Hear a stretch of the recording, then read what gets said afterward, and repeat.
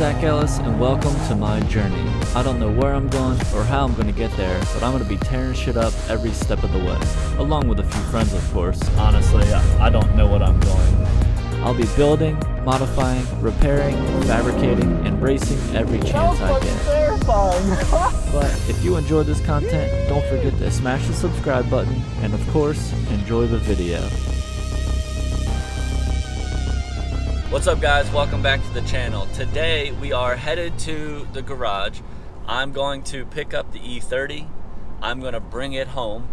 Once I get home, I'm going to hop into the SRT-4 and I'm going to run the SRT-4 back to the garage. Reason for this is I want to drive the E30, obviously, and then the other reason is we had like a 2-day straight torrential downpour the other day, like, I don't know, maybe a week ago. And where the Neon was parked, it was parked, I guess, in a manner where all the water was flooding over to the right side of the cow, and that resulted in the water pouring into the car onto the floorboard. So my passenger side floorboard in the car was just submerged. It was like an inch of water. So what we're gonna do today is get the Neon up there and we're gonna try and clean that carpet. When I get there, I'll pick the camera back up and we'll get her started and running.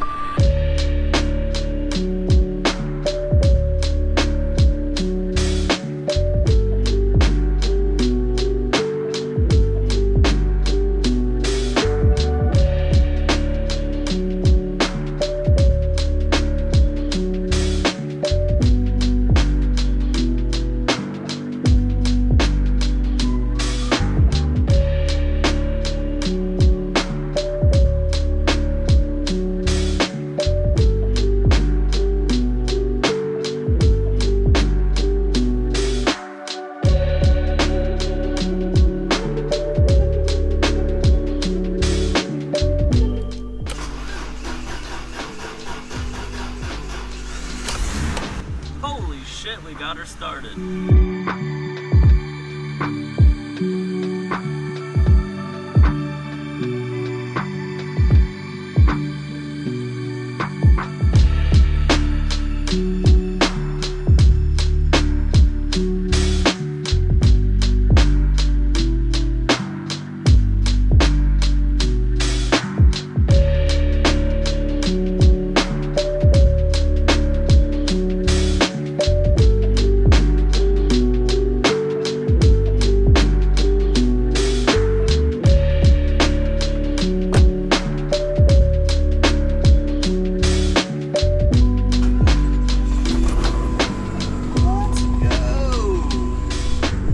Bro, I'm 2 for 2 today.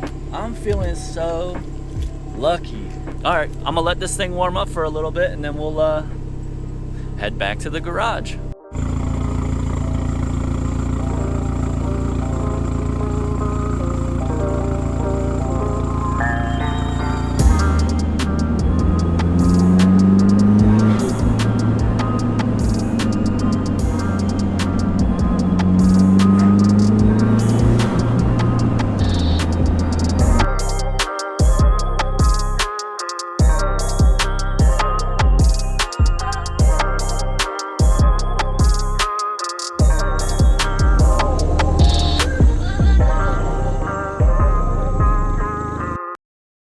All right, guys, we got the SRT-4 in the garage, looking good. Car was sitting in a manner where this front right corner was lowest out of all the other corners, which means water was coming into the cow and it was pulling up down in this corner.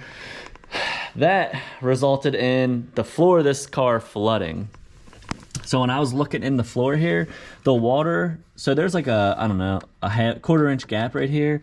It was up to the bottom of the bolt though. So there was at least a ½ inch of water in the floor of the car from the front to the back. So what I'm gonna do today is I'm gonna unbolt this fire extinguisher tray, which if you didn't see the video where I made this fire extinguisher mount, definitely go check it out. I'll link it in the description. I'll do that so you guys can see the process of making that. But for now, we're gonna get it pulled out of the way and then we're going to get the wet vac fired up, get some cleaner in there, and then we're gonna try and clean this carpet.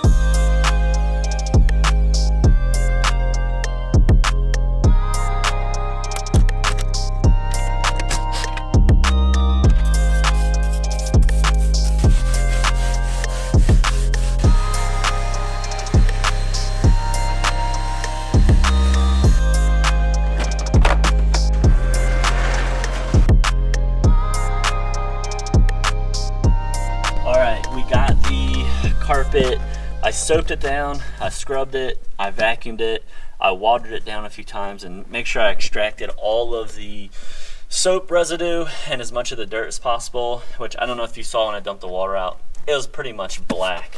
I do need to get the carpet out, at least to this floor. And I want to make sure that, like the E30, I want to make sure that the floor has not began to corrode underneath the carpet. I'm highly doubting that it is, but if there's surface rust, I can go ahead now, wire wheel that off and coat it. What I have to do now is remove the whole cowl, or at least this side of the cowl. And I'll pick the camera back up once we have a visual of the inside of it. So I got the cowl off, and to my surprise, there's not any debris in here. The only thing I can assume happened is what I said, where the front right corner was lower. I don't know if water is getting into here or if it's coming in somewhere else, but water's getting in there, and with the front right corner being lower, it's flooding back into the footwell. I did a little bit of research, and what people seem to be saying is park in a manner that the front right corner is not the lowest point. Even if the rear is lower, you're good. You just don't want this to be the lowest point. Once that's done, you might still get a little bit of water in there, and what they're saying is put the AC on recirculate, but turn the heat on high for a little bit, and after some spirited driving, any water will splash out of the drain, and then the heat will dry it out. For me, it all seems kind of like a pain in the ass, but right now that's really my only option. And looking at the cowl, it's very strange how big it is. Like, the little gap between the strut bar and the cowl, this thing is giant. Realistically, it could be, I don't know, 3 inches shorter. That would give you so much room to get down there and replace a alternator. That's a big one. Any turbo components, the exhaust would be a lot easier. I'm sure they have a good reason for creating the cowl to be that big, but it seems kind of like overkill. And I've seen people online where they cut the cowl out completely, and I was like, why would you do that? But now I get it. But either way, I guess there wasn't a clear clog in there. I think I am going to reassemble the cowl and try to pull the carpet back a little bit just to try and get a sneak peek of the floors, see how they look.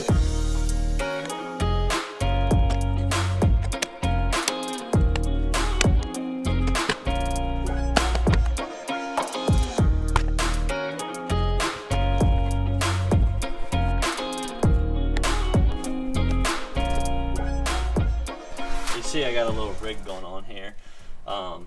Board holding up the carpet. So underneath the carpet is what looks like sound deadening material, which if you look in here, you can see there's a little ledge right there. The top piece is the sound deadening, which is, it's pretty damn thick.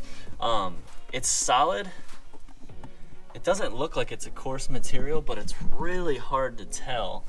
I'm kind of nervous that there might be corrosion underneath. Looking at the car on the bottom side, she's mint condition, but looking at this sound deadening, it was painted from factory, and it's like kind of cracked looking. I don't want to say it's actually cracking, like that just might be how it looks, but I'm scared that these cracks are what's called weld jacking, which I'll see if you can point it out. Like there's a crack right there, you can see the black squiggly. Basically what weld jacking is whenever there's a piece of steel and then a piece of something else placed on top of it, whether it's another piece of steel or aluminum or sound deadening in this case, when the steel starts to corrode, the corrosion starts to rise between the two layers, and it creates the top layer, in this case the sound deadening, to start lifting or jacking up off the steel, which is weld jacking. So the weld is creating a jacking effect, which might be the reason for all these little cracks in the sound deadening. I don't know that for sure. And then on the underside of the carpet holds a little bit of moisture, not a real big deal, but it's the sound deadening attached to the carpet that really holds the moisture. So you see you got this like nasty foam shit. This stuff just holds in the moisture like you wouldn't believe. It's a little damp right now, it's not like soaked, but that's the reason I put the board in here. I'm gonna leave my fan in here overnight, just blowing, circulating fresh air to try and wick all that moisture out, preventing any sort of rust and to prevent corrosion in the future.